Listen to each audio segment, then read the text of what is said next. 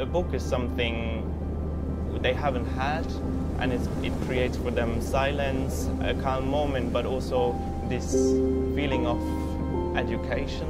It helps you to escape a bit the reality, maybe to not think about what you've been through for an hour or two. So it's a chance to just bring your thoughts somewhere else and to read something nice maybe. So while the thoughts might be not so good.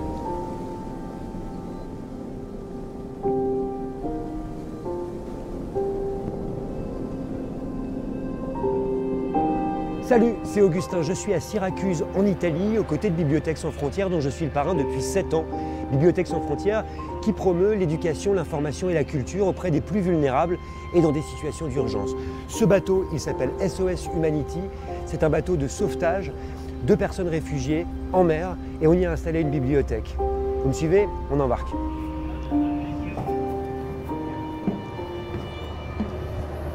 Hello Till. Nice to see you. Same.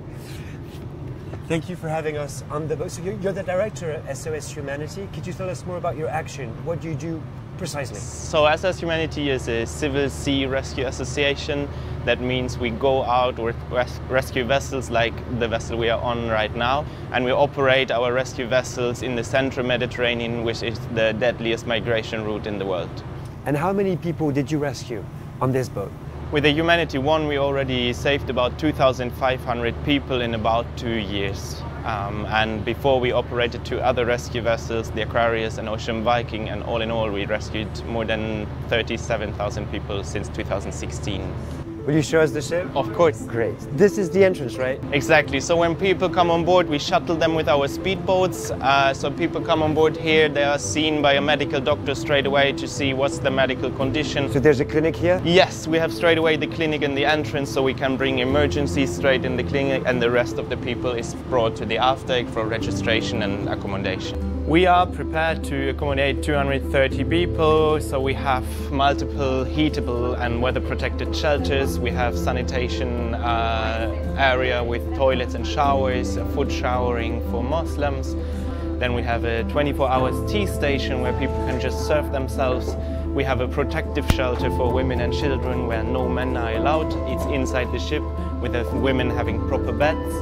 And then we have an additional shelter areas on the boat deck, so 1 level above, which is even more protected from waves and winds. Till, what about sea laws? What obligations do you have on a ship when you face survivors?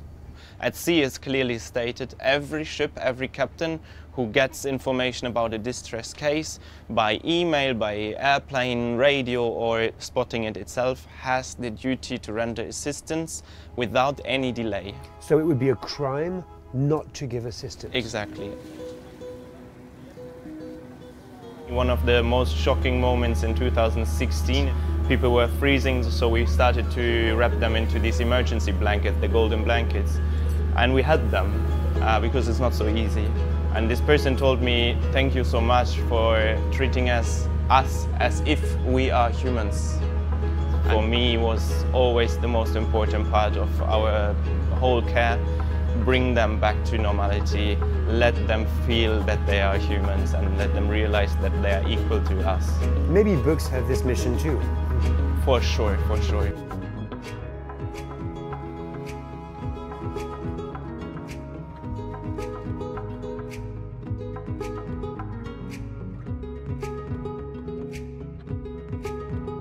Do you remember, Frances, when you asked for books and when you felt that books were really necessary in that kind of ship? When I started working here, we realized that we had some donations and we had a mobile library, but it was very limited and it did not meet the demand for the books that we saw when we took them out on deck. So when we presented the books to the survivors, there wasn't enough to go around, they didn't really match the needs, and so it was perfect to find you as an organisation to provide us with the tools that really help us to care for the survivors on board. Cette bibliothèque, elle donne un libre accès à des livres, mais également à des jeux de société, à des activités de dessin notamment, d'écriture.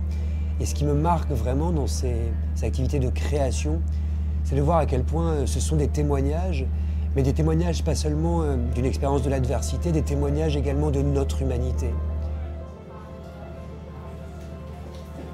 Precisely, one of the questions we'll always ask here at Libraries Without Borders is why books in these moments of emergency? Would you answer this question? Yeah, I think it's actually a very simple answer. It's really books give people the opportunity to imagine a world that's different to the one that they are existing in. So to escape? To escape. Books allow people the chance to envisage a future different to the one that they currently have. It gives people the opportunity to learn, to find a sense of purpose and to escape into different realities, different imaginations. So here on the ship we try to provide a space that offers people a safe space, it provides them with dignity, with empowerment and respect, and I think being able to provide education through books and through games, through art, it's such an important part of that process. It's interesting because you have an art background. Yes. I know that. Yes. And you can see here what art can do. Absolutely, yeah. I think it's so important. Art and books, music, dance, all of these things are creative tools that help people to process their stories, to share their stories, and to make them humans. They're humans, they're not statistics or numbers. And I think art is a really powerful way to explore that. Sur ce bateau de sauvetage, Humanity One, opéré par SOS Humanity, il y a une centaine de livres. Il nous en faut plus.